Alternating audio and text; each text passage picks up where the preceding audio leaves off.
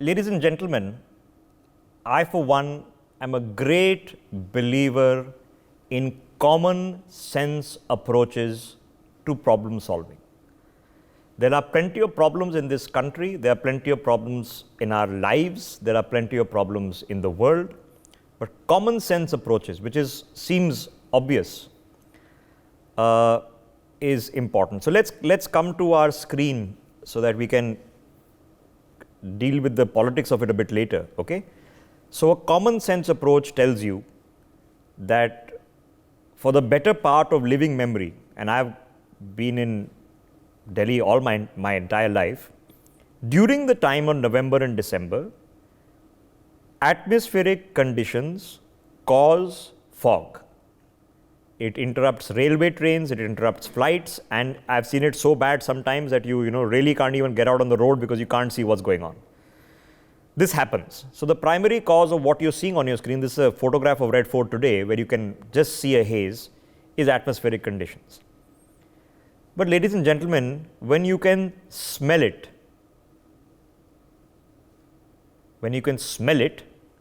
then you can look at the meter that says hazardous.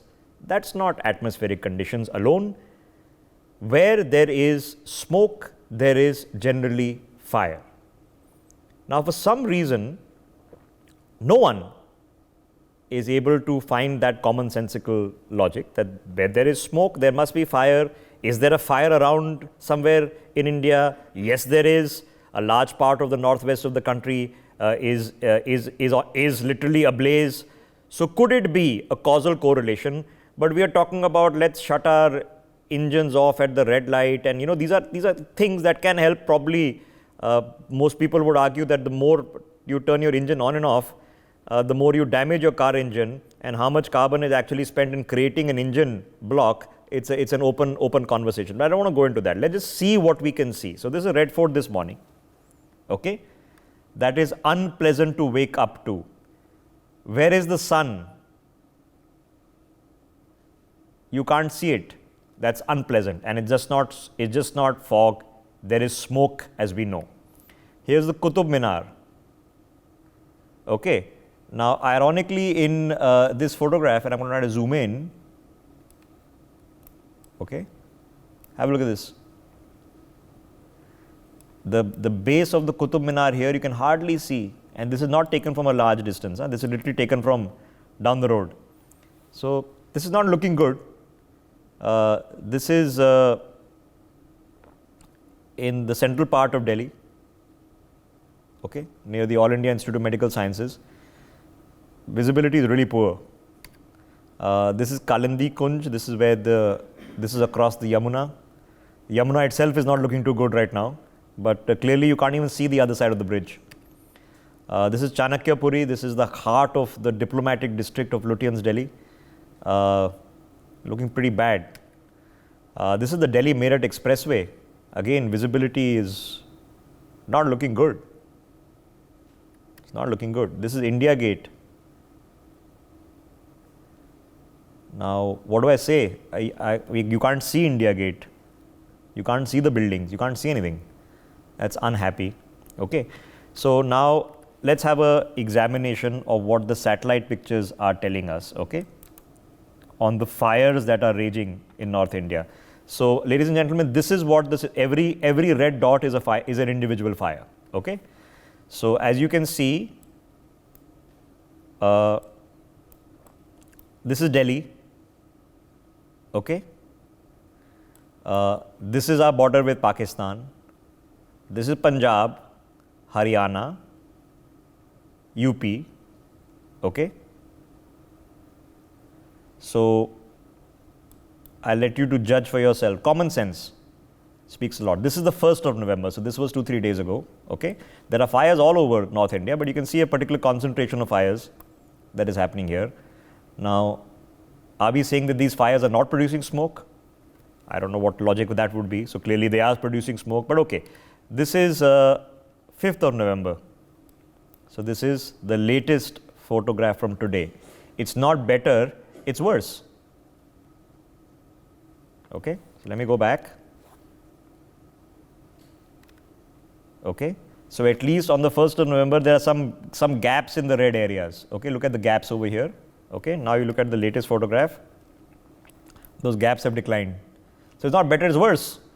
And atmospheric conditions, there is a bit of wind, so how long does it take to transfer from one part of the country to the other? I'll leave it to your best guess. Here's another one. Okay, few hours later, much worse. Okay, so let's have a look at example. So this is 2023 November 5th. Okay, this is 2022 November 5th. This is 2021 November 5th. This is 2020 November 5th. This is 2019 November 5th. I mean, okay, and we can't seem to find the problem. Okay, rather strange. It appalls me at the ostrich approach that we're currently having to this. It's heartbreaking. It genuinely is heartbreaking. So you've seen the particular images from there. Now let's have a look at the satellite photograph. This is yesterday of the smog. Okay, this is a satellite photograph. There's no overlays. Okay, what is all this?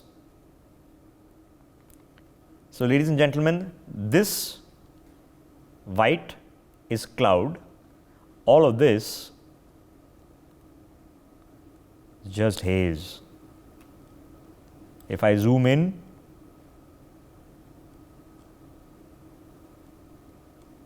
see anything, or do you see gray, or can you see the soil? You can see nothing. Okay. Now they say a picture says 1,000 words. You should see it to believe it. You can look out the window to see it, and if you can't look out the window, well, here's a satellite photograph. Here's another one. Okay, particularly of North India. This is also November 4th. So this is yesterday, the latest satellite photograph that we have. Okay. So now this is what's happening. See it to believe it, common sense approach. Now when we say that, oh my God, there is an issue here that Parali is being burned by farmers, as soon as you say it, by the very definition, you're called anti-farmer. The first person who's choking because of the fire is the farmer. Okay. Now here is what has happened. I'm going to introduce my guest, then I'm going to show you an image on your screens, or when we're saying what is happening. Okay, Dr. Sanjeev Bagai is with us, Sandeep Chachra is with us, Dr. Rajesh Johri is with us on the broadcast as well. Now here's what's happened. Ladies and gentlemen, let me draw your attention to this. So you can see the fires that are burning. A particular incident has happened where, believe it or not, there is an enforcement team that has been sent in to stop the burning. Okay? It's no longer a criminal exercise in the sense that it was at one point of time non-bailable, this, that. That should not be. Can't be jailing up people. Okay? But an enforcement team is being sent to stop the burning. Okay? Can we get the visuals of what happened to the enforcement team, please? What actually happened to them? Let's put that story into play. So ladies and gentlemen, these guys show up there. They are mobbed, and the enforcement team itself is made to light a fire. And are we saying this is not a problem? To discuss it is somehow, I've seen levels of gradation as anti-farmer, then it is anti-Punjab, then forget anti-farmer, anti-Punjab, anti-Sikh. I'm a Punjabi, okay. Now it is anti-Punjabi, it is anti-Sikh. How does it become anti-Sikh? I mean, the people who are suffering the most from the fires are the people living in Punjab, no? I mean, if you go to a Punjabi city, if you go to Chandigarh, can't you see the smoke? So I mean, we are all in it together. It's laughable. For some reason, we haven't got those visuals on your screens. We'll get them on your screens very, very rapidly. Let me get Dr. Bagai into this. Dr. Bagai, obviously, there is a very strange thing that's happening. Now, I know for a fact, I'm going to come and discuss this later, we can't solve the problem without finding an economic solution to the problem. But if we've reached the stage where even if somebody is sent in to try and they are mobbed, I can tell you anecdotally, reporting this has been very difficult. Very difficult. Now, this is on your screens, okay? So, this is the guy who's been sent in to encourage farmers to stop burning the Parali. They grab him. Just watch this play out. This is yesterday, okay? Now, there's a deep-seated conversation happening. Okay, I'm sure the farmers are presenting their point of view. Okay, and the government official here, I don't know who he is and what rank he's holding. He is so convinced by the farmers' point of view, by the sheer weight of their argument, that they give him a matches and he uses the matches. He fails the first time, but they give him the matches. Here he is smiling, okay, posing for the camera, and they light the straw on fire. And there are smiles all around. Okay. Now, ladies and gentlemen, the first person to breathe that smoke is everybody standing along that fire. Okay. It's going to affect you and me a couple of days later. I don't know what, Dr. Bhai, what is going on? How do we explain this as Indian citizens, that this is happening in our country? Good evening, Rishabh. Thank you for having me. I think this has been a huge administrative failure, not only of decision making and of implementation, of colossal, it's of catastrophic proportions. The impact is not only acute, but it is going to linger on for generations to come. This kind of parali burning, crop fires, this is tackleable. There have been various reports given of how this can be dealt with. Yes, there is an economics to it, but the cost of treating ill patients, the cost of treating people with illness, with admissions, is far more overall in northern India than a one-time solution to introduce a technology in which we can recycle this to make something which is more productive. So I think there are cost economics in it, which makes sense. But more importantly, I think the previous government, in the previous term, the Delhi government had said that if we are in power, we will have this stop. Well, they've not been able to do it. And people, not only in Delhi-NCR, but other parts of northern India are suffering. The impact is going to have a ripple effect on almost 29 body organs: hypertension, heart attacks, strokes, cancers of various nature. Pregnant ladies are getting impacted. The unborn fetus are going to be born with congenital and chromosomal and structural abnormalities. It's really not fair. This is an ecological disaster which largely could be prevented. Okay. Let me get Mr. Chachra. Sandeep ji, so what do you make? I'll give the particular example. I know some people can't see the satellite photograph, some people saying that there is no fire problem. But here's an official who goes there, and why he went there, I don't know. But the sheer weight of the argument of the people has convinced them that lighting up things on fire actually prevents smoke. Why has the common sense been lost, sir? Thank you, Rishabh, for having me here. And I just want to follow the first speaker, Dr. Bagai. You see, first of all, I want to say that we are all in it together. So whether it's the farmer or whether it's the resident of the city called Delhi or other cities in Punjab, Haryana and Western Uttar Pradesh, we are all in it together. So we must resolve this together. And all of the responses we've had, that is something I want to say to you, is short-term responses. So whether it is the situation, the way we are dealing on the question of Parali, and as Dr. Bagai was saying, Parali solution is eminently reachable and has been demonstrated to be reachable. We have decomposers, we have machines which cut out the straw. So administratively, if we do it better, if we make sure of those costs involved, if we make sure there's support involved, the decomposers need tractors to be carried. So of all of those infrastructure, if it's there, that can be handled. Similarly, in the cities, we have this knee-jerk response or a band-aid response called the Graded Response Action Plan, particular to Delhi, which again, as you know, came out from citizen action. It was the Supreme Court which mandated the Central Pollution Control Board to go in for GRAP. We have that, but these are band-aid short-term solutions. What you need is, I think we're at the tipping point, and as Dr. Bagai was saying, but as data is there, not just the 29 body organs, we are losing roughly more than 10% of our lives. These are silent killers, and I'm only talking more generally. If you look at children, if you look at elderly, the impact is much, much more. If you look at women who are impacted. So what we need are, Rishabh, bigger transitions, even in urban areas. What we need is not this kind of a monster of urbanization which feeds on continuous expansion. Sandeep ji, now here's the problem, and I want you to help me address it, because I know the solution. If the solution was simple, we would have all done them yesterday.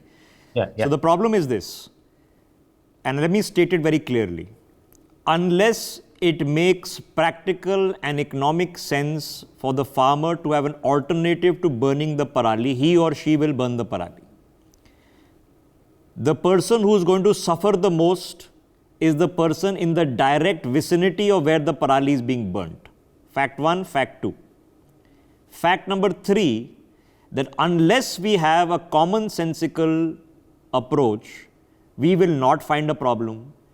And fact 4 is, political expediency is preventing us, blinding us, completely hobbling us from seeing the smoke in the air. No one, not this or that, no one is wanting to address it, because those politicians are as concerned as this blue-shirted government agent, that if we were to say something, tomorrow we'll only be having to ride the paralis, or we'll be burning our political careers for some reason.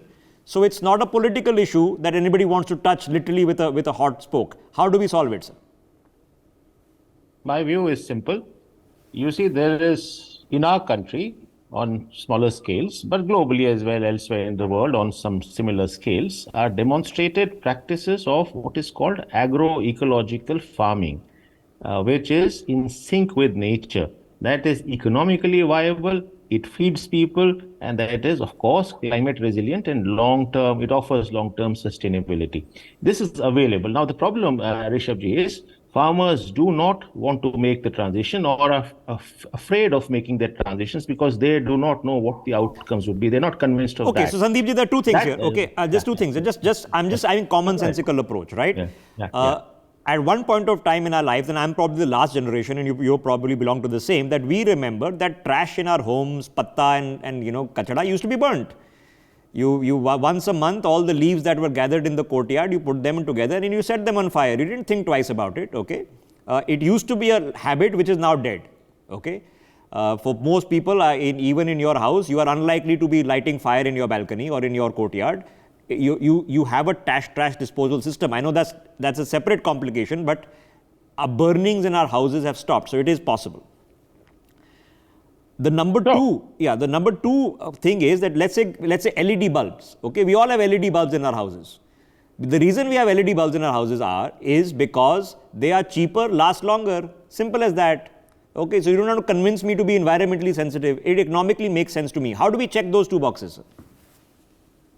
I think immense social education is needed. I think we need to generalize this education, because all of us do not have the same information. We are generalizing that. So I think there's a big role in public education to make those what is called sustainable green and ecological transitions.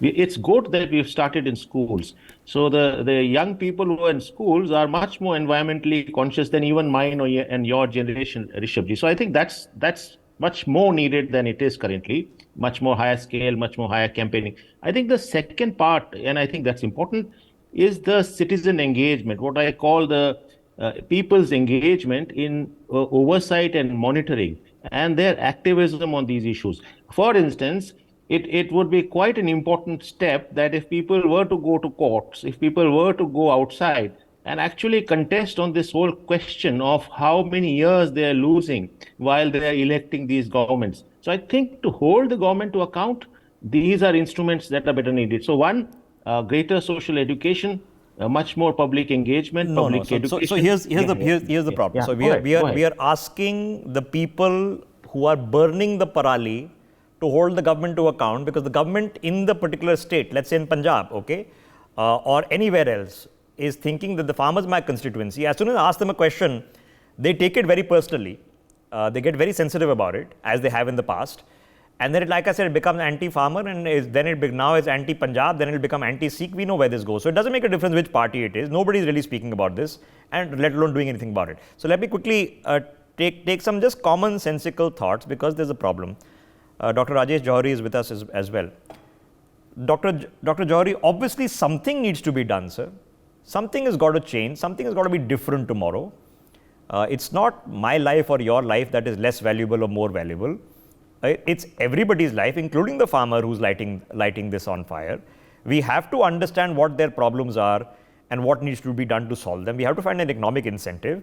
And sir, we've reached an absurd level that we are having to buy air purifiers which are worth thousands of rupees in every house, and we don't have the money to solve the Parali problem. It's a very absurd situation. I mean, an air purifier can be anywhere from 5,000 to 40,000 rupees. So people are spending it, so the money to hai na, sir? Yes. So, actually, pollution is not a new phenomenon in Delhi. So, it is a very old problem. It is a very old issue. Yeah, I can hear you, sir. Go ahead. Have you lost that connection? Okay, we might have lost the connection. So let me get let me get Dr. Bagai back in. Dr. Bagai, so in a particular situation where we all want to have something done, but we are seeing a very strange inability to do something about it. What becomes the magic bullet? How do we even get people concerned to think that this has to be fixed? Just a couple of very important points. I think we all know that this pollution is going to kill us, either now or a little later. Just focusing on what we can do. One is we need a very, very strong public awareness campaign, and media is doing a great role as far as this is concerned to bring about awareness in a common person. In this polluted environment, not many people are sticking their heads out, and the only thing which you do is actually to watch news and get updates. Point number two is what can we do within the city apart from having newer technologies to get rid of the Parali and not having it burnt on the fields. We need a very, very good, just quick bullet points. We need a very good and robust public transport system. That's lacking in Delhi-NCR. We know that we have a metro, but that's not sufficient. Point number two is we need a complete overall and accountability of road laying. Road dust is a huge contribution. Yeah. Point number three, all major international cities have digital tracking of congested areas as far as traffic congestion and transport is concerned. We don't have that. We don't need rocket science. We can decongest areas through proper digital technology. Point number four is we need proper implementation of construction and building norms. No one is doing it. It's only on paper. Last, most importantly, is punitive punishment for destroying the green cover as far as trees felling is concerned in Delhi-NCR. Over to you. But Dr. Bagai, you well traveled, so am I. Delhi's green cover, entire NCR green cover compared to a lot of other cities, pretty decent. If you actually, go to a 7th, 8th floor building in Delhi, you generally see a lot of green. So we've led the way on, when it comes to unleaded petroleum. We've led on CNG. You mentioned the metro. We've led the way on an electric metro system. Delhi is leading currently in terms of electric cars. In terms of adoption. I know it's not a lot, it's only 10-12%, including 12 two-wheelers. So we have to have solutions, because right now, unless now we address solutions, we can cry, okay, and state the obvious, but somebody's got to come up with a plan. Since I've not seen a plan, other than put your gadi, batti on, gadi off, I don't know, something. A few years ago we did odd even. The reason we're not doing odd even is because it doesn't work. Then there are some sprinkler machines that are being put on the roads. I don't know what good that is doing. It just seems absurdly tokenistic for this. So let's come up with something more serious. I'm going to thank you, gentlemen. There's a bit of frustration over a very serious crisis, and the frustration is lack of a plan. So tell you what, on the other side, let's come up with a plan. Let's not give up. Let's come up with a plan. We are all Indians here. We all are stakeholders. We can do ourselves a better turn. For more such videos, subscribe to the NewsX YouTube channel, hit the bell icon.